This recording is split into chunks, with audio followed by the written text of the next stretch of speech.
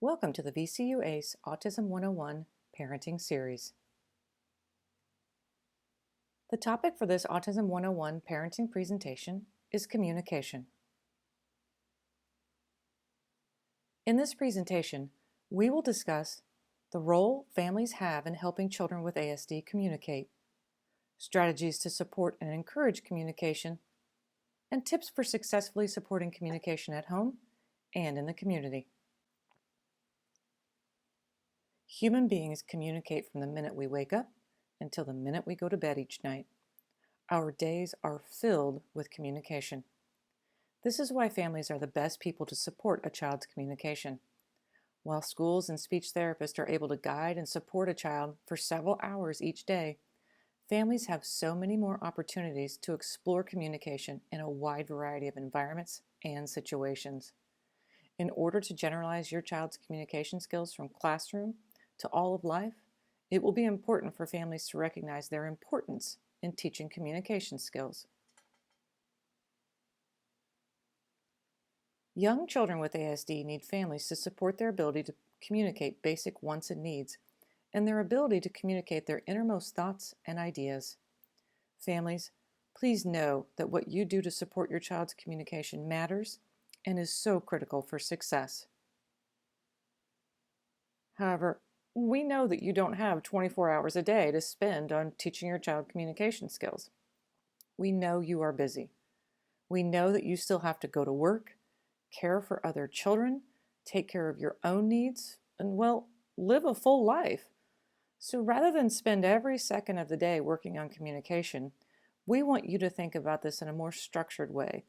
We want you to consider how to teach communication in an effective, targeted way in a variety of situations that routinely happen throughout a regular day for your family. Before we get into specific ways to support your child's communication, it's important to understand a very critical concept.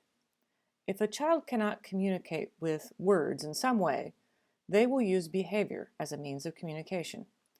In other words, if a child cannot say no in some way to the green beans you put on their plate, they will say no by hitting, screaming, or throwing the green beans to the floor.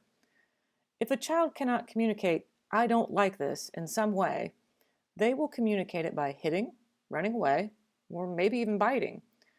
We start with this reminder because it highlights the importance of supporting communication skills in every young child with ASD. So, where do you begin? How can you possibly support a child's communication needs throughout the day when you already have such a full plate? Well, let's break this big task down into smaller, more doable steps. First, you'll want to consider how a child will communicate.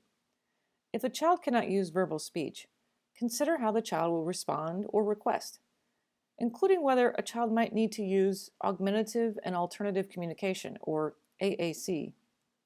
Next, model all forms of communication. Families can model different types of communication, including nonverbal, expressive, and how to use AAC. Families will also want to be prepared for critical interactions. Communication opportunities happen all the time, and there will be some amazing teachable moments that will happen throughout the day. Next, learn to pause. This sounds like an odd request, but too often families do not give a long enough pause and allow a child to attempt communication. Next, when a child does respond with perhaps only one word, be ready to expand on that communication. When a child says truck, add descriptive words like blue truck or big truck. And finally, sabotage the environment. This sounds very counterintuitive and almost mean. But what we are really asking here is for you to gently manipulate the child's environment in a way that encourages the child to interact with others and ask for the items they want. For example, we might put highly desirable snacks on a shelf that is just out of reach, so that the child must get the attention of an adult and ask for what they want. However, we do not want families to create a never-ending series of barriers and frustrating challenges for a child, but rather create moments of interaction. Let's take some time and go through all of these suggestions in a little more depth with more examples. First, consider how a child will communicate. This seems like a no-brainer, right? All children should just communicate with words, right? Unfortunately, some children with ASD are not able to use verbal speech just yet and may not be able to simply tell you what they want or what they think. And other children with ASD may have some verbal speech, but may not use it consistently or not be able to use it when stressed out, upset, or sick. So consider all the ways that human beings communicate. We communicate through facial expressions like a scowl or a grimace, through gestures such as using a thumbs up, pointing, or holding our hands out, through body language like crossing our arms or tilting our head, or even through posture like leaning in or turning away. We also use eye contact as a means of communication and supporting our communication. However, all of these nonverbal forms of communication may be difficult for a child with ASD to use or understand. Yet for some children who struggle with using verbal speech, all of these forms of nonverbal communication may be an important aspect of communication and should be considered as a way to respond or request in different situations. Be prepared to accept any of these nonverbal forms of communication as a legitimate means to communicate their wants and needs and thoughts. As we've mentioned, some children with ASD may not be able to use verbal speech, or may not always be able to use verbal speech in every situation. In this case, it will be important to provide alternative forms of communicating. Augmentative and alternative communication, or AAC, can include using sign language, using pictures to communicate, or even using a high-tech device like an iPad, smartphone, or computer to speak. Now, this will not always be something families can pursue on their own. Finding the right type of AAC that is specific to each child's strengths and needs will require input from a variety of people, including speech therapists. However, once it has been determined that sign language, pictures, a high-tech device, or a combination of these things, it will be important for families to use such tools throughout the day. It's important for families to understand that using any type of AAC does not prevent a child from speaking on their own someday. It's actually just the opposite. Children who have access to types of AAC are more likely to use verbal speech when they are ready. For some children, AAC is something we can use in the meantime until they can use verbal speech on their own. Remember, if a child cannot communicate with their words, they will use behavior as a means of communication. Providing alternative ways of communication through sign language, pictures, and devices can reduce challenging behavior. Model all forms of communication. We all use a multitude of facial expressions, gestures, and words to communicate all sorts of things. By modeling all forms of communication, you are providing your child with a full and vibrant repertoire for expression.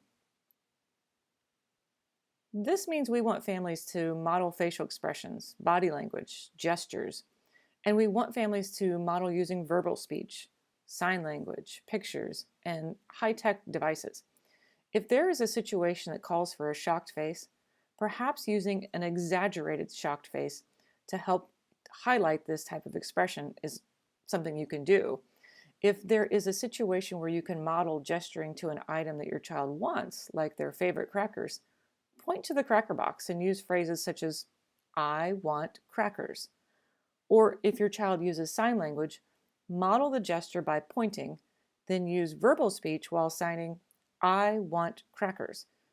And if your child uses pictures or a high-tech device, model the gesture by pointing, then use verbal speech while pointing to a picture or a button on a screen that indicates, "I want crackers." If your child indicates an interest in something outside, gesture with something like pointing and modeling, saying, "I see pink flowers." It might sound odd to say "I want" or "I see," since you might generally say, "Oh, you want" or "you see." However, children with ASD often have difficulty with pronouns and switching them to the correct one with a phrase. The point is that In the beginning, we want you to model the communication you want to see, and we want to see the child say, I want or I see in these interactions. Be prepared for critical interactions. While there are many opportunities for communication throughout a typical day, there are also moments of critical interaction that tend to happen on a regular basis. These are critical moments because they tend to have the most bang for your buck in terms of using all the tools we'll talk about in this presentation. These interactions are often naturally occurring, highly motivating to the child, and produce a natural consequence that reinforces the importance of communication for your child. For example, a critical interaction might include when your child is hungry and wants a snack. This is the perfect moment as your child is highly motivated. You can easily model gestures, verbal speech, and alternative ways of communicating, and the child gets something they want. Make a list of daily events, activities, and daily routines that happen in your house. Make a list of items, activities, and particular routines that your child enjoys. This might include their favorite snack, their favorite cup to drink out of, their favorite toy, their favorite activity like swinging, their favorite book to read at bedtime, or even something like seeing a parent or caregiver at a particular time each day, such as when they get home from work. Then use these items and prepare yourself for these types of critical interactions. Narrate these events for your child.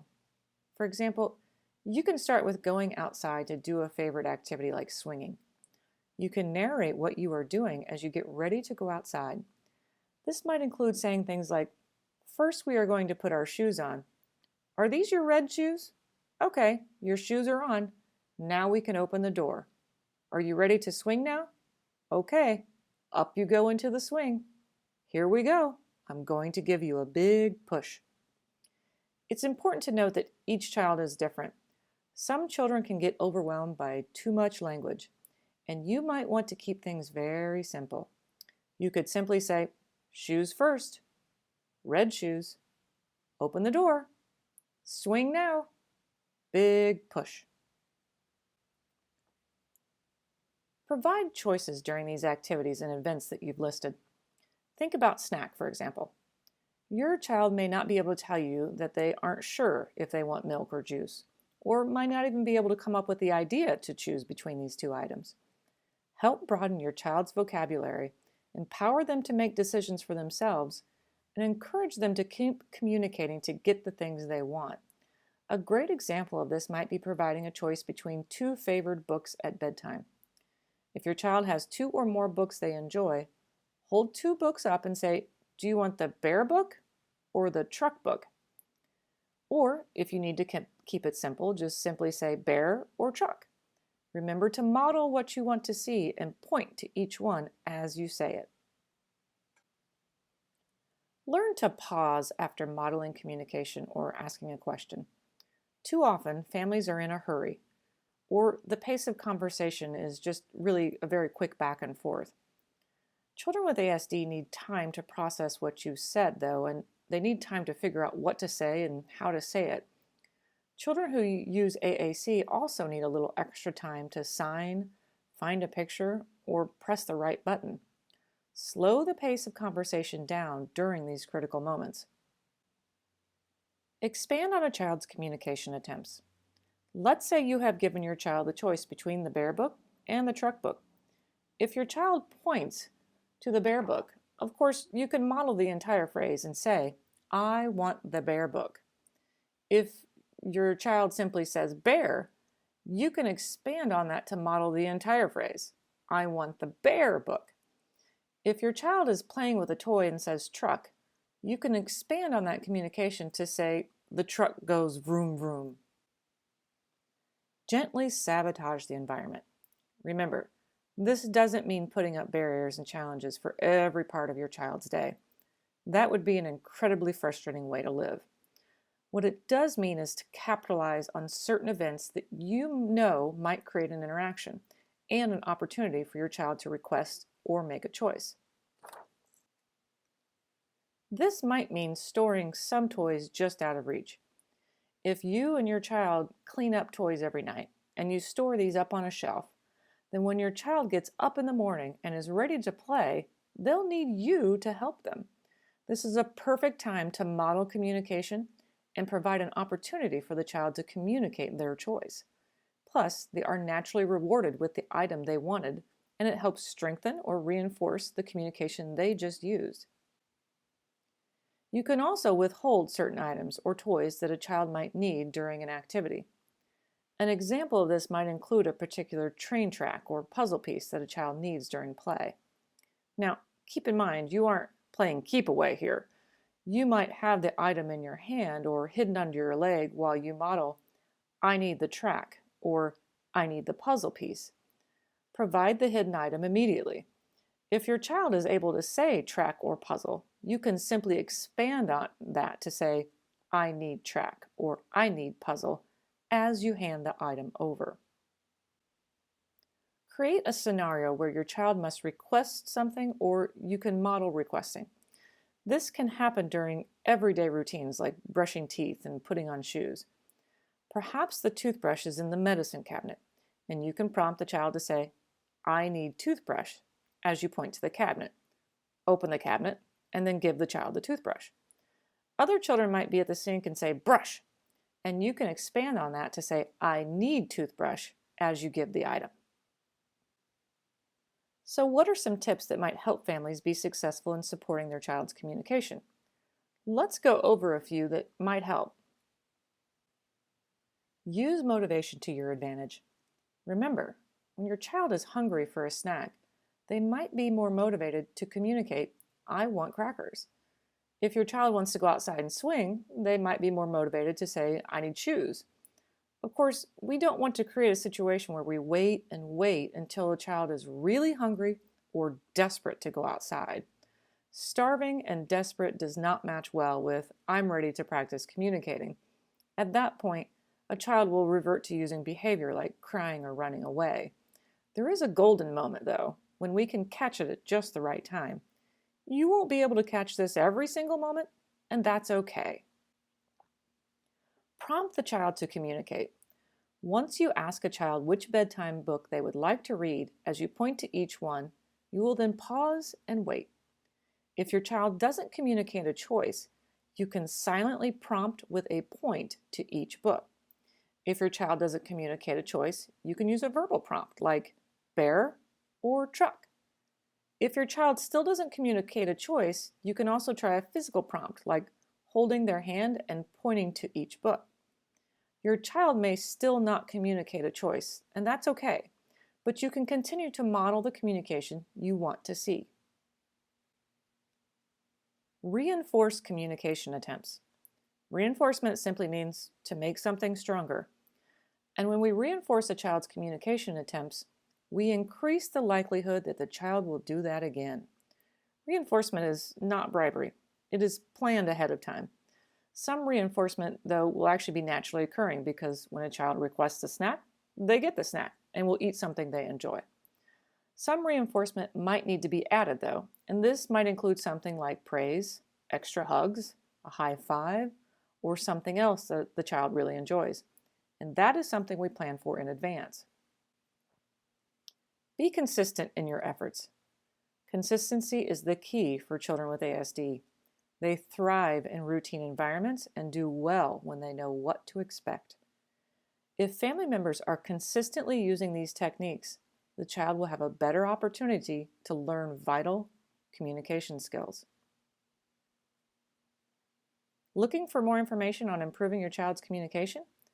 Go to the VCU-ACE website and check out some of our resources. We have seminars that might interest you, including Teaching Young Children with ASD to Verbally Communicate, Introduction to Modes of Communication, and Introduction to AAC.